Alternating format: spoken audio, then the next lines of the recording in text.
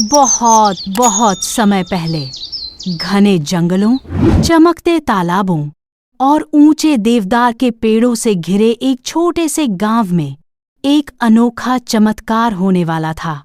ये कहानी है एक मासूम लड़के मॉस, उसकी अपार भक्ति और एक ऐसी बुढ़िया की जिसका आलस उसके विनाश का कारण बन गया। कार्तिक मास का महीना था और इस महीने में की गई भक्ति कभी व्यर्थ नहीं जाती। एक हरे भरे खेतों वाले गांव धूपपुर में रहता था छोटा सा 10 साल का लड़का मॉस। मॉस दुबला सा, सांवला सा और हमेशा अपनी बड़ी गोल गोल आंखों से दुनिया को कौतूहल भरी नजरों से देखता था। गांव के लोग उसे प्यार से कहते थे, अरे ये तो भगवान का बच्चा लगता है। मॉस का दिल बहुत बड़ा था, वो किसी को दुखी नहीं देख सकता था। लेकिन उसके जीवन में एक बात बहुत खास थी। वो रोज सुबह सूरज निकलने से पहले नदी के तट पर जाकर भगवान नारायण की पूजा करता था। कार्तिक मास शुरू हो चुका था और वो इस महीने हर दिन दीपदान व पूजा करने का प्रण ले चुका था। अब इसी गांव में रहती थी एक बुढ़िया जिसका नाम था जमुना काकी। उम्र लगभग 70, लेकिन आलस 100 के बराबर। सुबह उठना नहीं, खाना बनाना नहीं, टोकरी उठनी नहीं। गांव वाले कहते, अगर आलस का कोई राजा रानी होता तो जमुना काकी महारानी होती। पर उसका स्वभाव सिर्फ आलसी नहीं था, वह बेहद लालची भी थी। जरा सा भी फायदा दिखा तो आंखें चमक उठतीं। उस दिन भोर में ठंडी हवा बह रही थी। नदी किनारे मॉस छोटे छोटे घी के दीपक लगाकर भगवान को प्रणाम कर रहा था। हे नारायण, सबका भला करना और मुझे शक्ति देना कि मैं सबकी मदद कर सकूं। उसके भोले स्वर में इतनी मासूमियत थी कि हवा भी ठहर कर सुन रही थी। वहीं दूर से जमुना काकी ये सब देख रही थी। उसके मन में लालच का एक छोटा सा बीज अंकुरित हो गया। अरे, ये लड़का रोज भगवान से कुछ मांगता है, क्यों न इसे ही बहला फुसलाकर अपने काम करवाऊं। अगले दिन जैसे ही मॉस पूजा करके निकलने लगा, जमुना काकी आगे बढ़कर बोली, बेटा मॉस, जरा मेरी बात सुन। मॉस ने आदर से सिर झुकाया। हाँ काकी, बताइए। काकी बोली, अरे मेरी कमर में बहुत दर्द है, तू मेरी लकड़ी काट देगा क्या? भगवान तुझे बहुत फल देंगे। मॉस मन से दयालु था, वो तुरंत तैयार हो गया। मॉस ने पूरा दिन काकी के घर काम किया। साफ सफाई, झाड़ू, लकड़ी काटना, पानी भरना, सब कुछ अकेले कर दिया। काकी खुश हुई? नहीं, उसकी लालची आंखों में एक और चमक आ गई। अरे वाह, ये लड़का तो मुफ्त का नौकर मिल गया। अगले दिन उसने फिर काम करवाया, फिर अगले दिन और फिर अगला। मॉस सब करता रहा क्योंकि उसका दिल बहुत साफ था। लेकिन काकी के मन में अब भक्ति का नहीं, लालच का दरिया बह रहा था। कार्तिक मास की अमावस्या की रात थी। पूरा गांव दीपों की रोशनी से चमक रहा था। मॉस भी नदी किनारे दीपदान कर रहा था। तभी अचानक एक तेज प्रकाश उसके सामने प्रकट हुआ। उस प्रकाश से एक दिव्य आकृति निकली। श्वेत वस्त्र, कमल समान मुख और शांत मुस्कान। भगवान नारायण। नारायण बोले, बेटा मॉस, तेरी निष्काम सेवा और भक्ति से प्रसन्न होकर मैं तुझे एक वरदान देता हूँ। मॉस हाथ जोड़कर बोला, भगवान, मैं किसी के लिए कुछ नहीं मांगता, जो भी दीजिए सबके भले के लिए हो। भगवान मुस्कुराए। तू जिस भी व्यक्ति की भलाई के लिए निश्चय करेगा, उसका दुख मैं दूर कर दूंगा। मॉस सिर झुका कर बोला, प्रभु, मैं इसका उपयोग केवल जरूरतमंदों के लिए करूंगा। और भगवान अदृश्य हो गए। लेकिन एक दिव्य प्रकाश मॉस के हृदय में समा गया।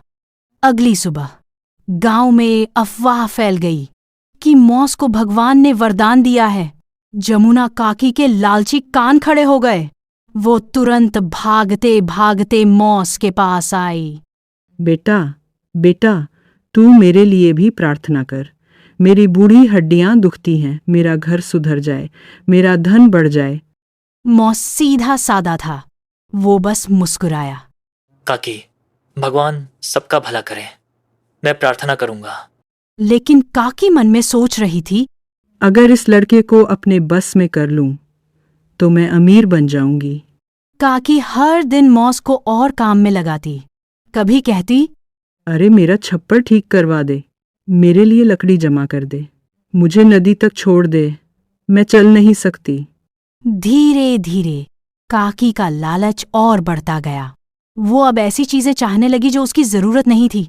मेरे घर में सोने का घड़ा आ जाए, मेरा अनाज कभी खत्म न हो, मुझे गांव में सबसे बड़ा घर मिल जाए। मौज ये जानकर घबरा जाता। काकी, भगवान से लालच मत करो, जो मिलता है उसी में संतोष करो। लेकिन काकी सुनती कहाँ थी। कार्तिक पूर्णिमा की रात मौस ने गांव के लिए प्रार्थना की। हे नारायण, गांव में किसी को दुख न हो, सबके घर खुशियां रहें। अगले ही दिन गांव में अन्न की बम्पर फसल हो गई। जंगल में अचानक मीठे फलों के पेड़ उगाए। तालाब का पानी बिल्कुल साफ व मीठा हो गया। सभी चकित थे। ये सब मौस की भक्ति का परिणाम है। लेकिन जमुना काकी के मन में आग लगी। अरे, मैं अकेली क्यों पीछे रह जाऊं? काकी मौस के पीछे पड़ गई। मेरे लिए भी वरदान मांग, मेरे घर में सोना बरसे, मैं रानी बन जाऊं। मौस बोला, काकी, भगवान भक्ति का फल देते हैं, लालच का नहीं। पर काकी ने उग्र रूप धारण कर लिया। तू बच्चा होकर मुझे समझा रहा है, तुझे जो वरदान मिला है उसका उपयोग मेरे लिए कर। मौस घबरा गया। वह बोला, काकी, मैं किसी के लिए नुकसान नहीं मांग सकता। काकी गुस्से से कांपने लगी। तो फिर मैं तुझे मजबूर कर दूंगी। रात का समय था। काकी ने एक चाल चली। वो मौस को बहाने से अपने घर ले आई। अंदर अंधेरा, दीवारों पर अजीब साए। काकी की आंखें लालच से चमक रही थीं। उसने दरवाजा बंद किया और बोली, आज तू मेरा भाग्य बदल देगा। मौस डर गया। काकी, मैं कुछ गलत नहीं करूंगा। काकी ने लकड़ी उठाई। तू करेगा, नहीं तो मैं तुझे यहीं बंद कर दूंगी। तू। मौस सहम गया, लेकिन अपने मन में भगवान को पुकारा, हे नारायण, मुझे शक्ति दो। तभी घर में एक तेज प्रकाश फैला। दरवाजे अपने आप खुल गए। काकी जमीन पर गिर पड़ी और मौस दिव्य प्रकाश से घिर गया। भगवान की आवाज गूंजी, मौस, भय मत कर, भक्ति कभी पराजित नहीं होती। अचानक कक्ष में भगवान नारायण स्वयं प्रकट हुए। उनकी उपस्थिति से पूरा घर प्रकाशित हो गया। काकी कांपते हुए बोली, प्रभु, मुझे माफ कर दो। भगवान बोले, जमुना, तूने भक्ति का नहीं बल्कि एक मासूम का शोषण किया है। काकी का सिर झुक गया। मैं लालची हूं प्रभु, माफ कर दो। भगवान ने कहा, तेरा लालच तुझे दंड देगा। आज से तेरे घर में जब तक तू दूसरों की मदद नहीं करेगी, कुछ भी अच्छा नहीं होगा। Emerges of ranges। भगवान नारायण ने श्राप दिया। तू जितना अधिक लालच करेगी, तेरी तकलीफ बढ़ती जाएगी। और फिर मौस की ओर मुड़े। बेटा, तेरी भक्ति, तेरी करुणा, तेरी सेवा, इन सब का परिणाम अमर रहेगा। अमर रहेगा, इन सब का परिणाम अमर रहेगा।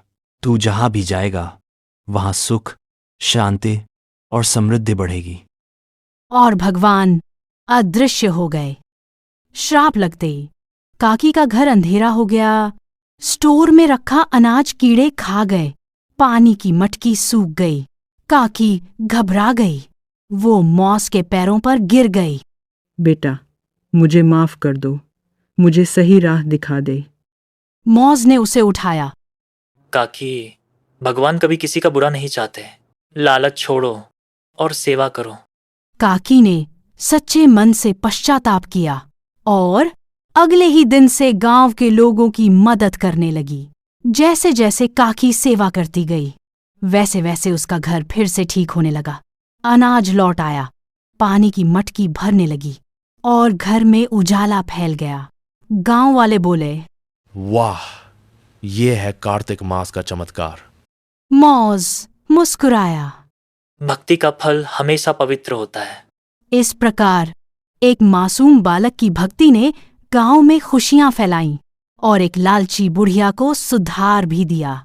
कार्तिक मास हमें यही सिखाता है, भक्ति है तो शक्ति है, सेवा है तो सफलता है, लालच है तो विनाश निश्चित है।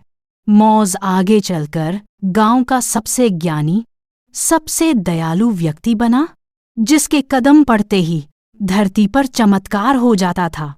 याद रखना बच्चों, अपने मन में प्रेम, भक्ति और सेवा का दीप जलाए रखना, क्योंकि जहाँ भक्ति है वहाँ भगवान स्वयं आते हैं।